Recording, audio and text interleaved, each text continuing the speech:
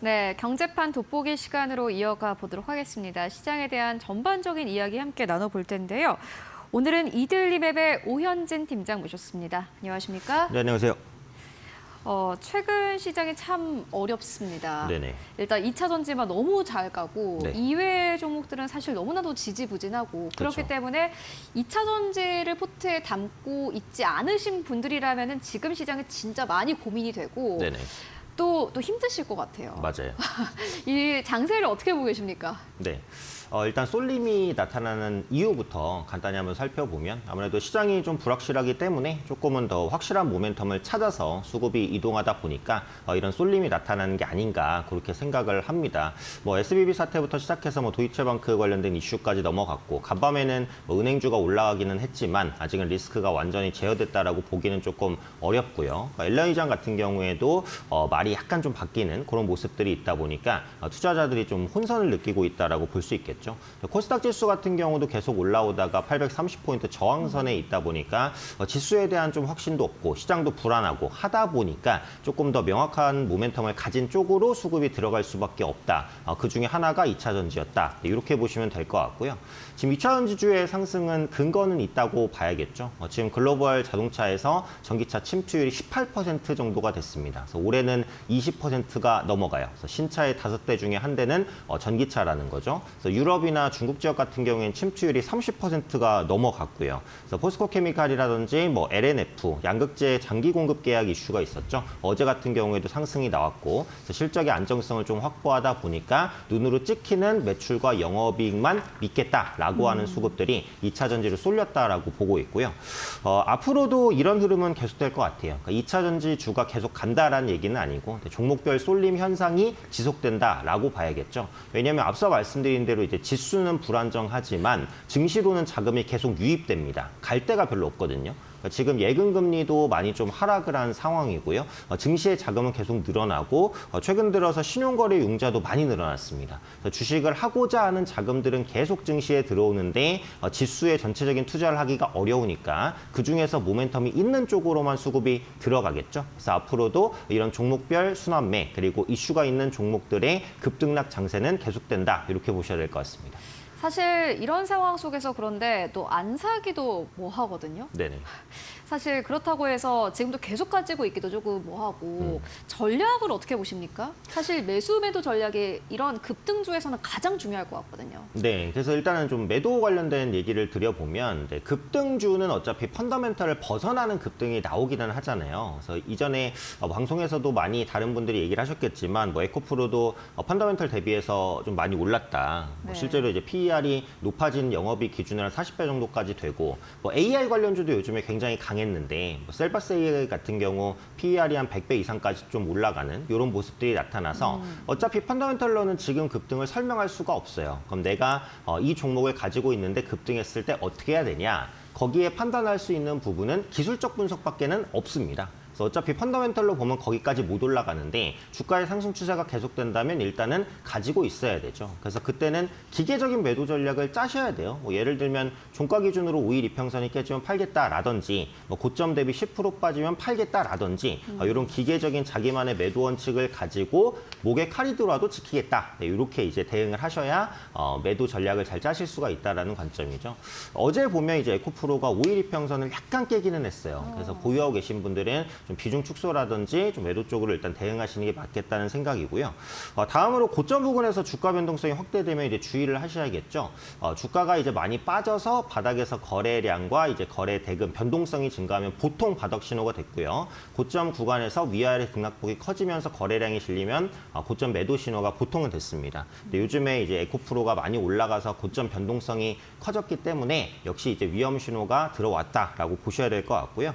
지금은 기대 수익을 낮추고 안정성을 높이는 전략이 필요한 것 같아요. 그래서 결국은 분할 매수, 분할 매도인데 이제 이렇게 얘기를 하면 자신 없으니까 분할 매수, 분할 매도 얘기하는 거 아니냐 이렇게 이제 말씀도 하시는데 네, 맞습니다. 네, 자신이 없으니까 그렇게 하는 거거든요. 그러니까 지금 시장은 어쨌든 확신을 가지고 뛰어들기는 어려워요. 그러니까 지수가 계속 올라가기도 어렵다고 보고 저뿐만이 아니라 다른 분들도 그렇게 많이 분석을 할 거라고 저는 생각을 해요. 그래서 강세장에서는 한 번에 사고 한 번에 파는 게 유리합니다. 어차피 뭘 사든 대부분 올라가니까. 근데 지금은 지수는 올라가는데 하락 종목이 종목이 훨씬 더 많아요. 종목 잘못 선정하면은 바로바로 물릴 수밖에 없는 장세라는 거죠.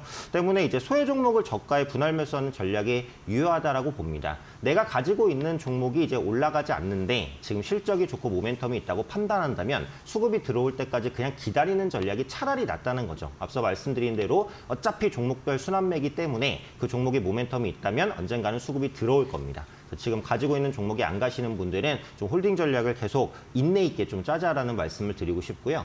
끝으로 무릎에 사서 어깨에 파는 기본 전략을 좀 지키시는 게 중요할 것 같아요. 이게 적당히 사서 적당히 팔자 이렇게 알고 계시는 분들도 많은데 좀 더 정확한 의미는 반등을 보고 사고 위에서 꺾이는 걸 보고 팔자라는 겁니다. 주가가 하락할 때는 무릎이 어딘지 몰라요, 사실은. 그렇죠. 근데 반등한 다음에 여기가 발바닥이었구나, 무릎이었구나 알게 되는 거거든요. 고점에서도 마찬가지. 올라갈 땐 머리가 어딘지 몰라요. 머리를 찍고 내려와야 이때가 머리였고 어깨였구나. 이래서 반등을 보고 매수하고 고점에서 꺾이는 걸 보고 팔자. 그래서 이 기본적인 전략을 꼭 지키자 이렇게 말씀드리고 싶습니다.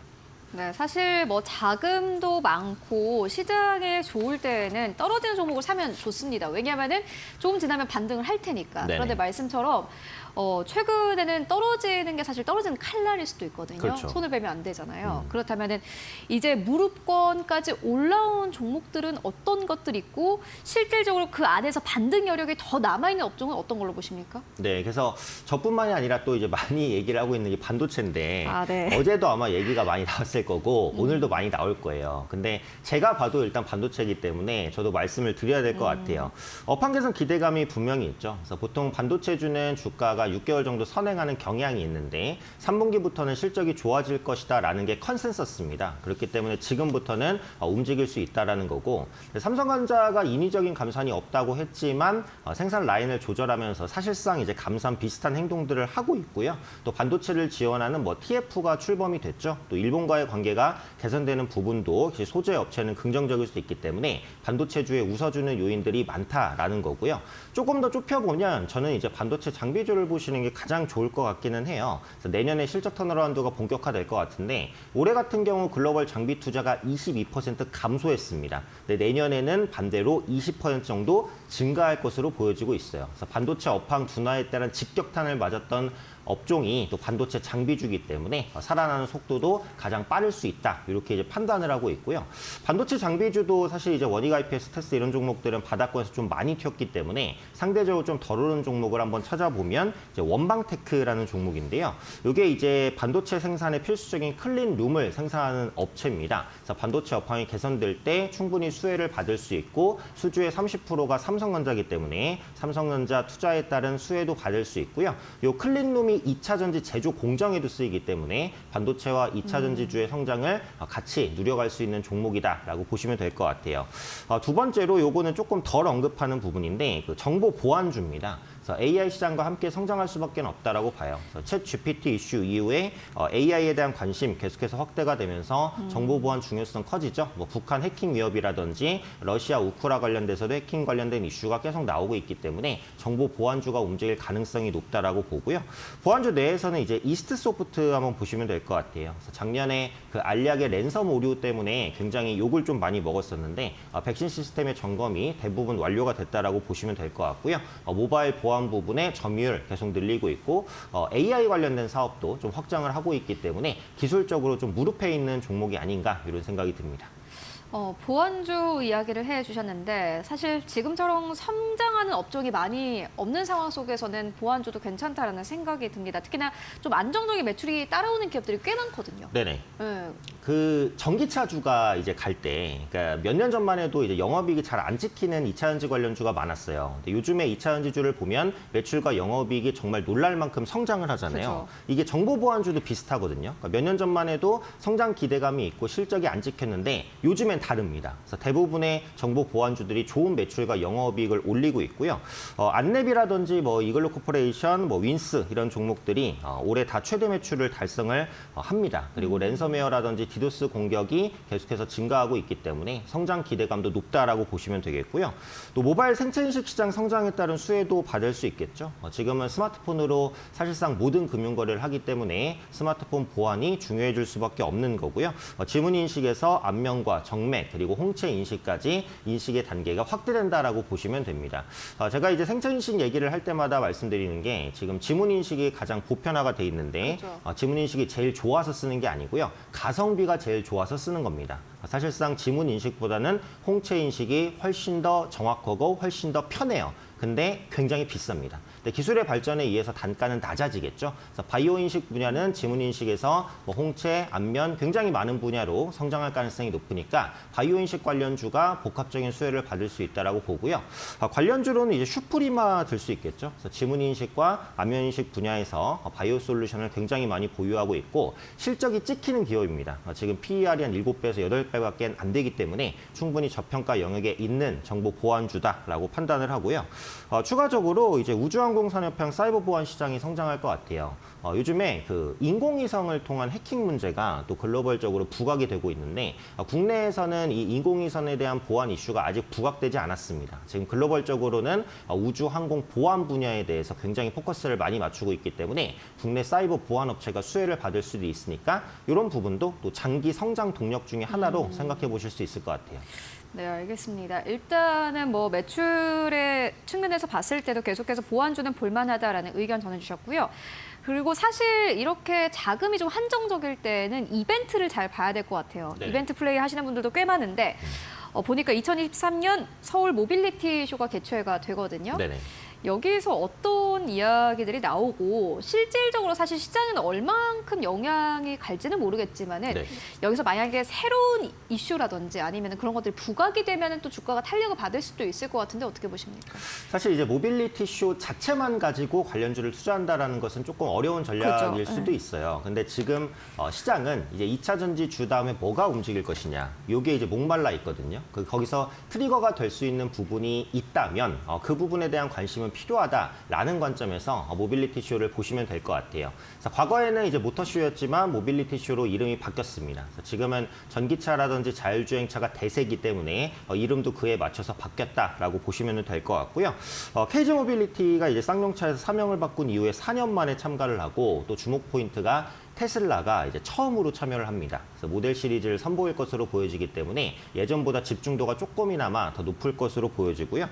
또 다수의 전기차라든지 자율주행차가 공개가 되죠. 그래서 기아차의 대형 SUV, EV9 그리고 KG 모빌리티의 토레스 전기차 그리고 자율주행 부분에서는 현대 모비스가 또 다양한 기술들을 선보일 것으로 보여지고 있습니다. 현대차 그룹주 내에서는 현대 모비스가 자율주행 관련된 기술을 가장 많이 가지고 있기 때문에 자율주행 관련주 중에서 좀 길게 가져가실 분들은 현대 모비스를 보시는 것도 나쁘지 않다라고 말씀드리고 싶고요.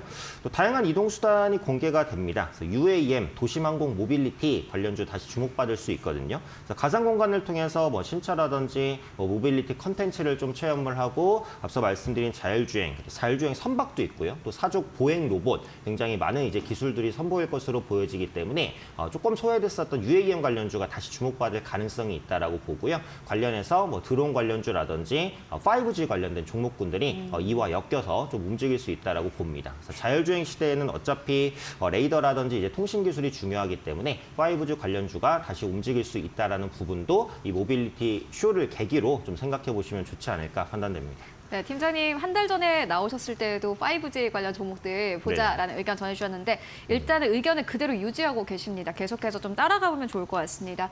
지금까지 이데일리 맵의 오현진 팀장과 함께했습니다. 오늘 고맙습니다. 감사합니다.